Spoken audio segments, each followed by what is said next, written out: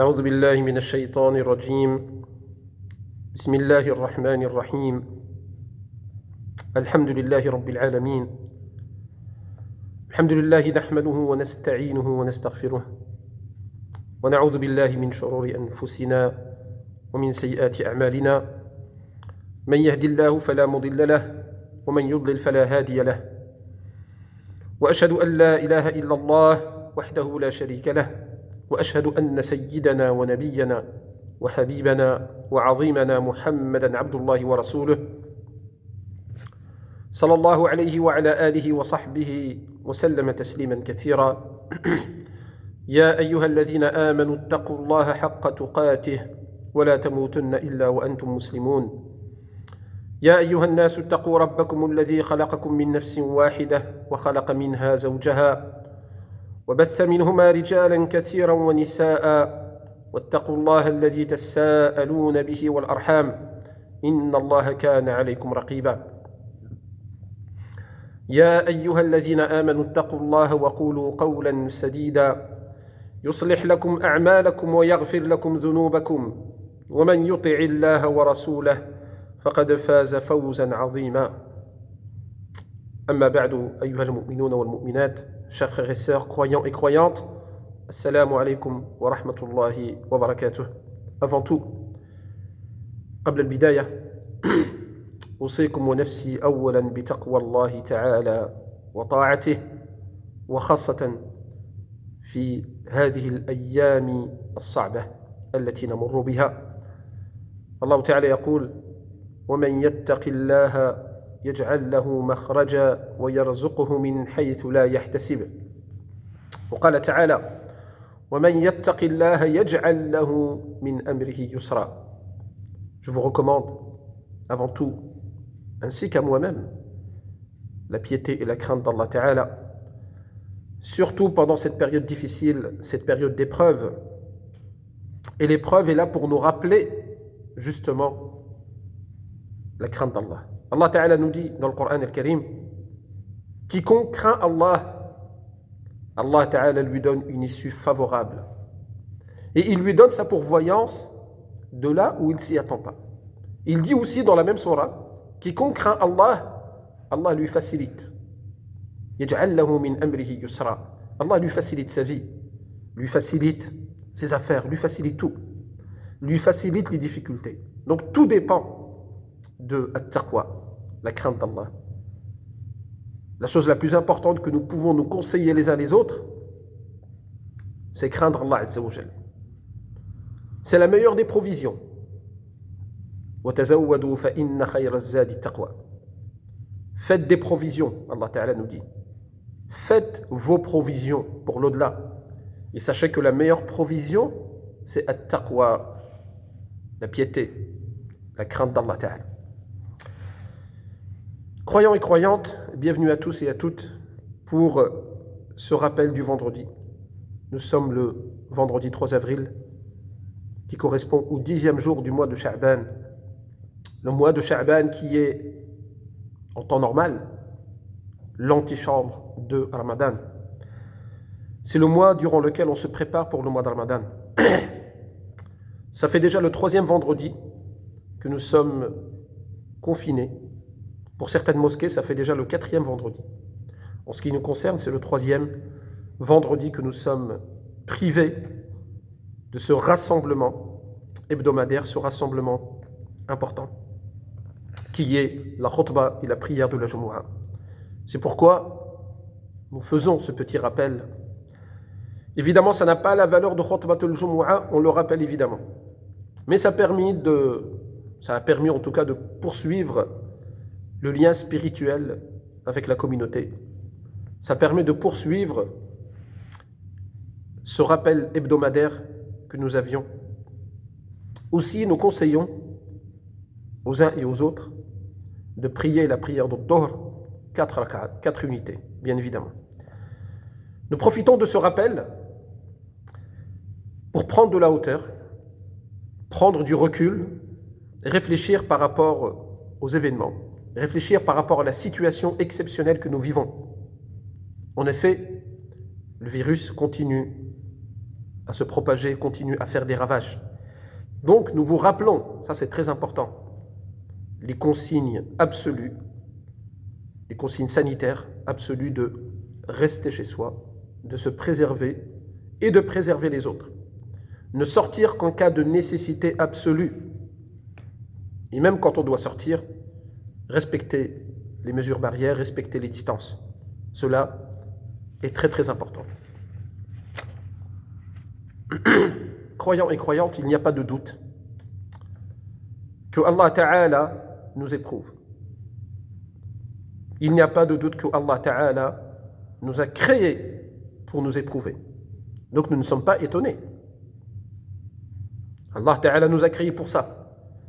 Donc dès lors qu'il nous éprouve, nous ne devons pas être étonnés et perdre patience, perdre le moral. Allah Ta'ala nous dit Huwa alladhi khalaqa al-mawta wal-hayata liyabluwakum ayyukum ahsanu amala. Allah Ta'ala, il a créé la mort et la vie pour vous éprouver lequel d'entre vous fait les meilleures actions. Et Allah Ta'ala nous éprouve de plusieurs manières. Il peut nous éprouver par le mal et par le bien. وَنَبْلُوكُمْ بِالشَّرِّ وَالْخَيْرِ فِتْنَةً وَإِلَيْنَا تُرْجَعُونَ. Allah Ta'ala nous dit dans Surat Al-Anbiya, la sourate des prophètes, verset 35, nous vous éprouvons par le mal et par le bien, à titre de tentation. C'est comme ça que c'est traduit. On peut aussi dire à titre d'examen. Et c'est à nous que vous serez ramenés. Allah Ta'ala nous éprouve pour examiner notre foi. Et on sera ramené vers Allah Azza wa Jalla pour avoir notre jugement et la récompense de nos épreuves. Allah Ta'ala peut nous éprouver aussi bien par le mal que par le bien. Lorsqu'il nous envoie un mal, une situation difficile, il éprouve notre patience. Il éprouve notre acceptation. Est-ce que nous acceptons avec résignation? Il éprouve sabr, la patience et l'endurance. Et lorsqu'il nous éprouve par le bien, là, il éprouve notre reconnaissance. Est-ce que nous allons être reconnaissants à Allah Azza wa Jal, ou alors plutôt dire ça c'est à moi, ça m'appartient, je l'ai eu par ma science, par ma connaissance, par mes compétences, comme a dit Qarun, innama utituhu ala ilmin indi. Qarun disait que toutes ces richesses, il les a obtenues par son savoir à lui, par ses compétences. Et beaucoup de gens aujourd'hui le disent. C'est pourquoi Allah Ta'ala, quand il nous éprouve par une bonne situation ou une mauvaise situation, nous devons toujours tout attribuer à Allah Azza wa Jal. Lorsque la situation est bonne, on est reconnaissant. Et lorsque la situation est moins bonne, eh bien à ce moment-là, nous faisons preuve de patience et de retour vers Allah Azza wa Jal. Justement, Allah Ta'ala, qu'est-ce qu'il attend de nous dans pareille situation? Qu'est-ce qu'il attend de nous dans pareille situation? Allah Ta'ala nous dit dans Surat Al-An'am, lorsqu'il évoque, le contexte du verset, il évoque les épreuves qu'il envoie ici et là, de temps en temps, à toutes les communautés, même dans le passé. Allah Ta'ala, lorsqu'il envoie ces épreuves-là, c'est parce qu'il veut avertir les gens, pour que les gens reviennent à lui. Et qu'est-ce qu'il attend de nous? Le dua. Il attend de nous de l'implorer. Allah Azza wa Jalla dit dans Surat Al-An'am, verset 43, فَلَوْلَا إِذْ جَاءَهُمْ بَأْسُنَا تَضَرَّعُوا وَلَكِنْ قَسَتْ قُلُوبُهُمْ وَزَيَّنَ لَهُمُ الشَّيْطَانُ مَا كَانُوا يَعْمَلُونَ. Allah Ta'ala ici nous dit, justement lorsqu'il envoie des épreuves, qu'est-ce qu'il attend de la part des gens? Il nous dit, pourquoi donc, lorsque notre rigueur leur est venue, la rigueur c'est les difficultés, les épreuves, pourquoi n'ont-ils pas imploré? Voilà ce qu'Allah Ta'ala nous dit.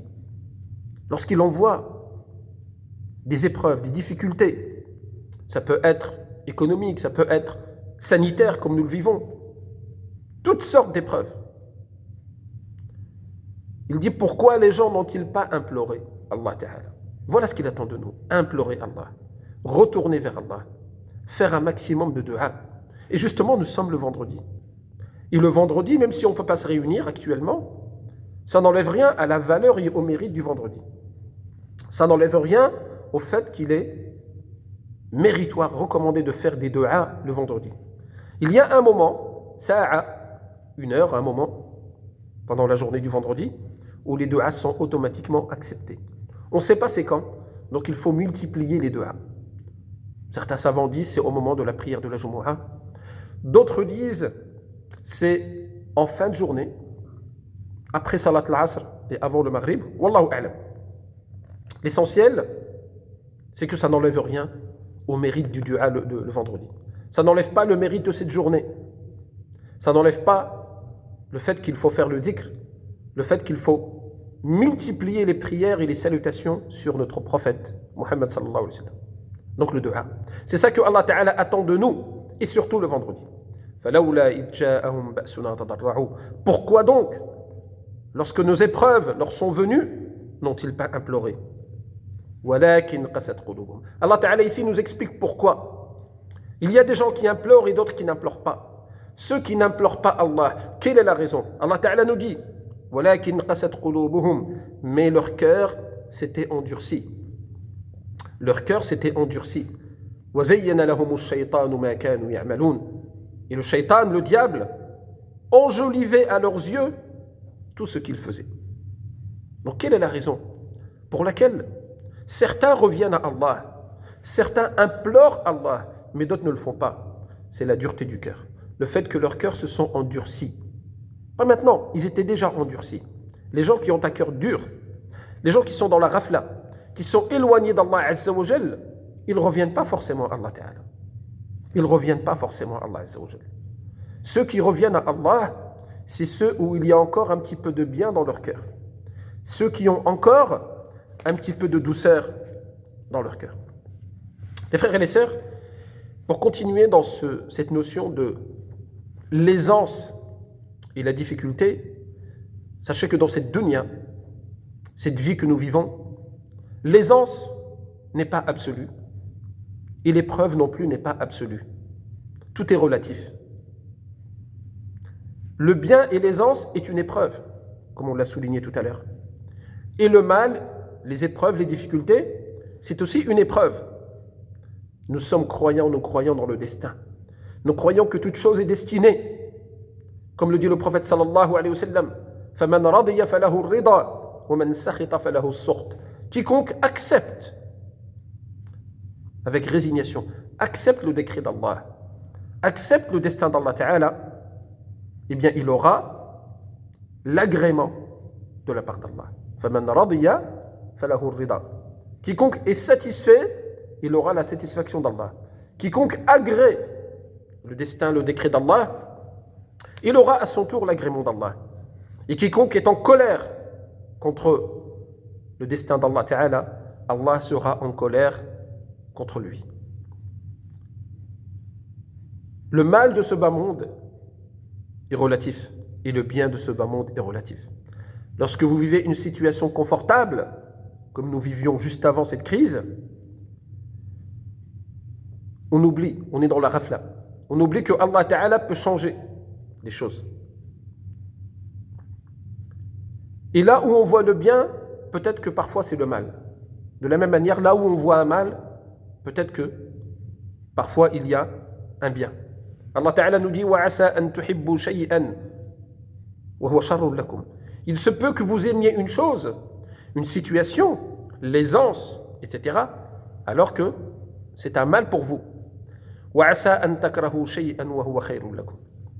Et il se peut aussi que vous détestiez quelque chose, une chose ou même une situation comme celle que nous vivons, وَهُوَ خَيْرٌ لَكُمْ.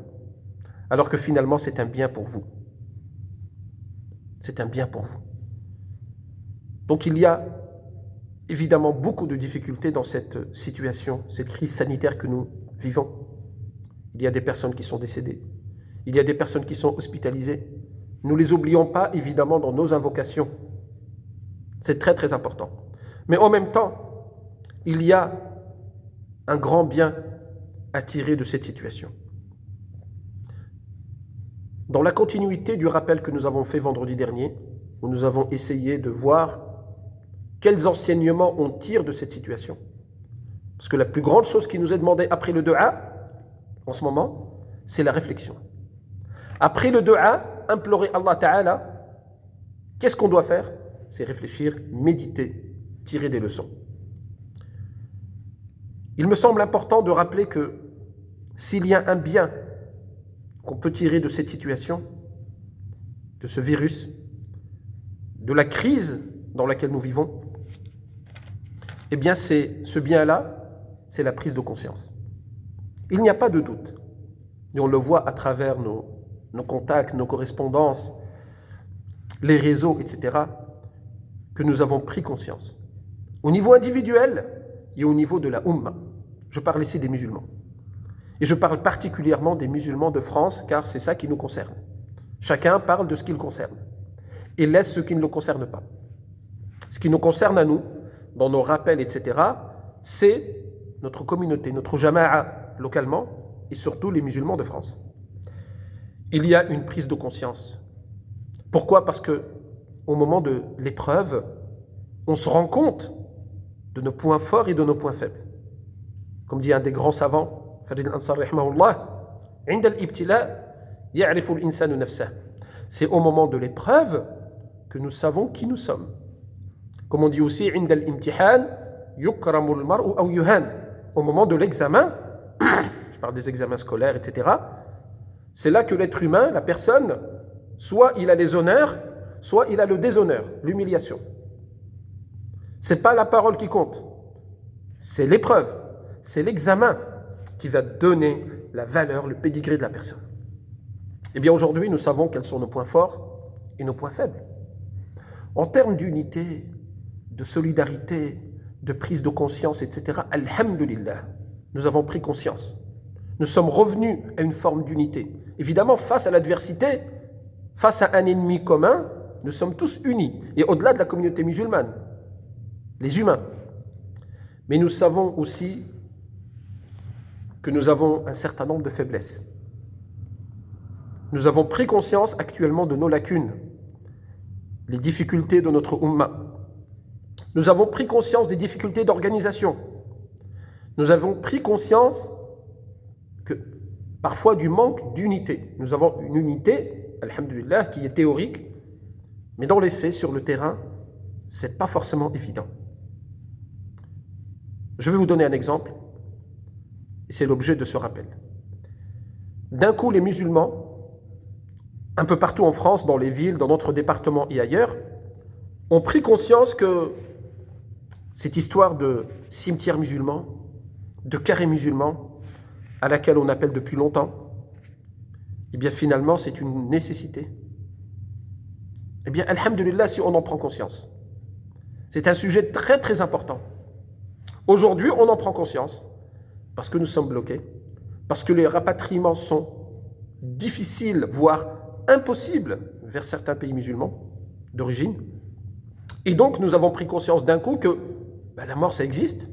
En temps normal, les gens meurent. Avec cette crise sanitaire, les gens meurent encore plus. Et donc, on se retrouve avec des communautés musulmanes, dans des communes, dans des villes où il n'y a pas de carré musulman. Et donc, ça pose un certain nombre de problèmes. Il y a des gens qui sont morts depuis des jours et qui ne sont pas, évidemment, enterrés. Donc, c'est une question sur laquelle il va falloir absolument travailler. Et s'il y a un mérite à cette crise, c'est qu'au moins elle aura permis de s'atteler à ce problème. Alhamdulillah, la communauté a avancé. On n'est pas du genre à taper sur la communauté, mais plutôt à souligner les points forts et les points faibles. Nos parents ont avancé sur les mosquées. Nous, notre génération, nous avançons sur les écoles, l'enseignement, l'éducation. L'enseignement privé musulman, etc., on avance là-dessus. Eh bien, il va falloir avancer aussi sur le dossier, le sujet de la mort. Parce que lorsqu'on s'installe dans un pays, maintenant il y a 50 ans que l'islam est installé en France, qu'on installe les mosquées, qu'on commence, alhamdulillah, à s'occuper des écoles, de l'enseignement, de l'éducation, qu'on s'occupe de la nourriture, le halal, etc., l'alimentation, alhamdulillah, on s'en occupe tant bien que mal, mais ça avance, eh bien, il faut aussi s'occuper d'un autre problème. Ce problème ne se posait pas avec la génération précédente, puisque la plupart, lorsqu'ils décèdent, ils sont rapatriés et enterrés au pays. Mais ce problème va se poser de plus en plus. Et cette crise sanitaire, certes passagère, aura permis de mettre le doigt sur ce problème. Et nous espérons, Inch'Allah Ta'ala, que les dirigeants, les représentants des musulmans, au niveau national et aussi au niveau local, parce que le problème des cimetières, c'est surtout un problème local, nous espérons que ce problème sera réglé, Inch'Allah Ta'ala. Voilà l'objet du rappel que je voulais vous faire aujourd'hui. Un rappel sur l'épreuve, un rappel sur l'importance de la patience et un rappel sur, on va dire, un aspect positif de cette crise qui nous permet de prendre conscience de nos lacunes et surtout nos lacunes en matière de vieillesse, il va falloir en parler aussi, nos personnes âgées, et en matière évidemment de cimetières musulmans ou du moins de carrés musulmans. Barakallahu fikoum pour votre écoute. Avant de clôturer, Inch'Allah, un message que je passe donc à la communauté musulmane de Gien. Nous avons laissé un message il y a 2 jours concernant un numéro de téléphone unique. Donc ça concerne Gien et ça concerne aussi le département. Donc un numéro de téléphone unique qui permettra aux musulmans du Loiret de poser leurs questions, d'avoir quelqu'un qui les écoute. Donc c'est un numéro que vous pouvez appeler, un numéro unique que vous pouvez également partager entre vous. Et il y a un certain nombre d'imams, à peu près une dizaine, du Loiret, bilingues, et qui répondront, Inch'Allah, à vos questions dans la mesure du possible. Nous avons aussi 2 personnes qui sont chargées des fatawa. Lorsqu'il y a des questions de fatwa, il y a une adresse mail à laquelle vous serez dirigé. Mais l'objectif premier de cette permanence, c'est tout simplement l'écoute. Il y a pas mal de difficultés dans la communauté. Le confinement a généré des difficultés. Et donc, nous sommes là pour écouter les uns et les autres. Et aussi pour répondre à des questions, notamment à l'approche du mois de Ramadan. Donc, nous vous invitons, Inch'Allah Ta'ala, à partager ce numéro et à utiliser, Inch'Allah, cette plateforme. Deuxième point, deuxième rappel, concernant évidemment les enfants, eh bien le confinement continue, au moins encore pour 4 semaines, donc les 2 semaines qui suivent, plus encore les vacances scolaires. Donc, Inch'Allah Ta'ala, nous allons vous faire des rappels, spécialement pour les enfants, sur la langue arabe, sur le Coran, sur l'éducation islamique, chaque mercredi et vendredi. Ce sera consacré spécialement aux enfants. Nous savons que dans la semaine, vous avez du travail, vous travaillez notamment les collégiens et lycéens avec vos professeurs, vous avez des plateformes sur lesquelles vous pouvez poursuivre vos cours et on vous encourage à le faire, mais le mercredi et le samedi, nous vous ferons des rappels, tout niveau confondu, sur les bases.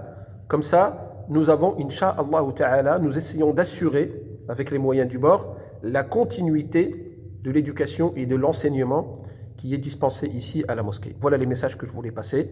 Et avant de finir, Inch'Allah Ta'ala, nous avons aussi passé cette semaine un message de bienveillance. Nous vous appelons, ainsi que nous-mêmes, à la plus grande bienveillance envers les personnes les plus fragiles.